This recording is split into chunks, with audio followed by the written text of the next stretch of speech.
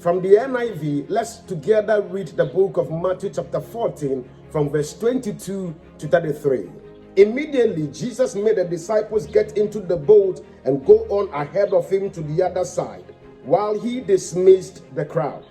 After he had dismissed them, he went up on a mountainside by himself to pray.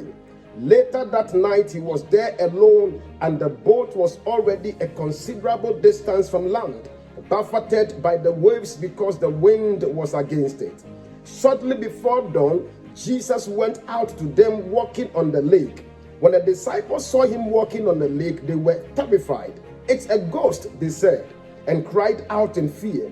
But Jesus immediately said to them, "Take courage, it's I. Don't be afraid." "Lord, if it is you," Peter replied, "tell me to come to you on the water." "Come," he said. Then Peter got down out of the boat, walked on the water, and came toward Jesus. But when he saw the wind, he was afraid and beginning to sink, cried out, "Lord, save me." Immediately, Jesus reached out his hand and caught him. "You of little faith," he said, "why did you doubt?"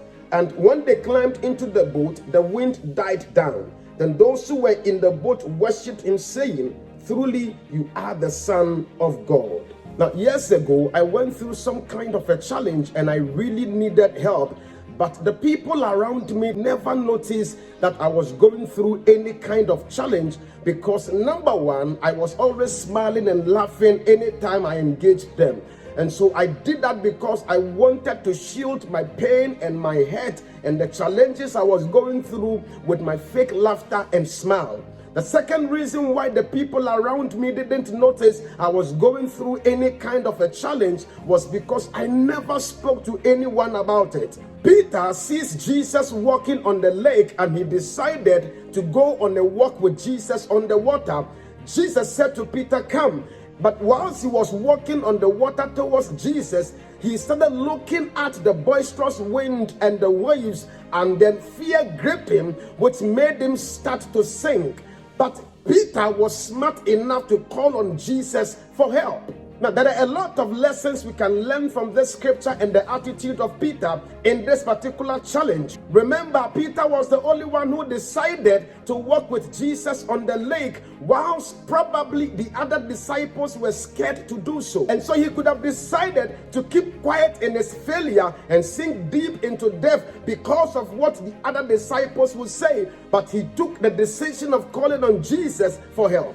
Now, there are people who go through all kinds of challenges, and some even die in their challenge, not because there is no help for them, but because they always try to shield their pain and challenges with their fake laughter and smile, even though deep down their heart they are hurting and dying. Some also end up seeing their problems and challenges lingering on for a long time, and some even die in their challenge, not because there is no help for them, but simply because they've decided never to speak about their challenge. Remember, Peter is a skillful fisherman who knows how to fish and swim. So maybe in that particular challenge or that moment, he would have decided to help himself.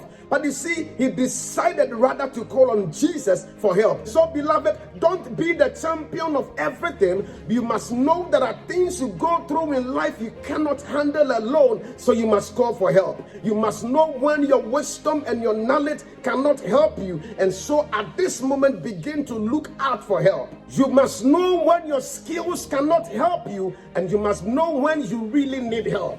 Don't forget, in your quest to look for help, you must position yourself well with the right attitude, humbling yourself and submitting yourself well enough to be helped. Listen, sometimes people don't help you because they are scared of what you would do or your attitude after being helped. Again, Peter did the right thing by calling on Jesus for help. He could have called on the other disciples, but he realized they were already filled with fear and they were scared of what was actually happening. They were scared of the fact that they think Jesus is a ghost. Number two, they were also scared of the boisterous wind and the waves. So he could not call on them, but rather he called on Jesus for help. Listen, beloved, sometimes the reason why you are not getting help, even though you seem talking to everybody and calling on people for help, is simply because you may be talking to the wrong people.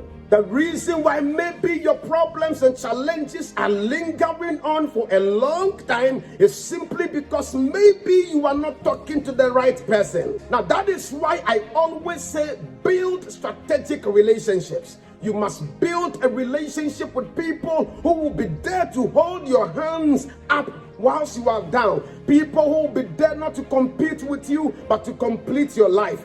People who will be there with you when you are weak and alone. People who will be there to push you on out of the challenges you find yourself in. I mean, people who will make a positive impact in your life. Don't just surround yourself with people, but surround yourself with strategic people who will know how to help you out of the challenges you find yourself in. Listen, you must have somebody you can easily run to or call for help when you are going through financial crisis. You must have somebody you can call to when you are going through any form of emotional or psychological challenge. You must know somebody you can easily call when you are going through any form of a spiritual challenge. Now, I am not saying don't pray, but all I'm saying is that people are the systems through which God uses to answer our prayers and heart desires. So you must have people who are ready to avail themselves to be used to help you out of the challenge you find yourself in. I don't know what you are going through in life at this moment, but I came to encourage you. It is not worth to die in that challenge. You must speak out and call for help. Talk to somebody who is faithful and can be trusted, and help will come to you. I strongly believe God has raised and prepared men who are willing and ready to help you out of your challenge, but until you speak out, help will not come to you. The people around you may not know what you are going through unless you speak out and call for help, and I believe help will come to you. Talking about a faithful friend, I can only introduce you to one whose name is Jesus, and I believe with him in the picture, he will always lead you to the right source to seek for help. Refuse to die young in that challenge or weakness you find yourself in. Talk to somebody. Don't be scared or shy to call for help, but rather speak out on the challenges you are facing, and I believe God will raise men who can help you out of your challenges. May the Lord raise for you the gift of men who will help you out of every storm you are going through at this moment. Don't die in this challenge. Speak out. Never ever die in this challenge. Decide to speak out to the right person.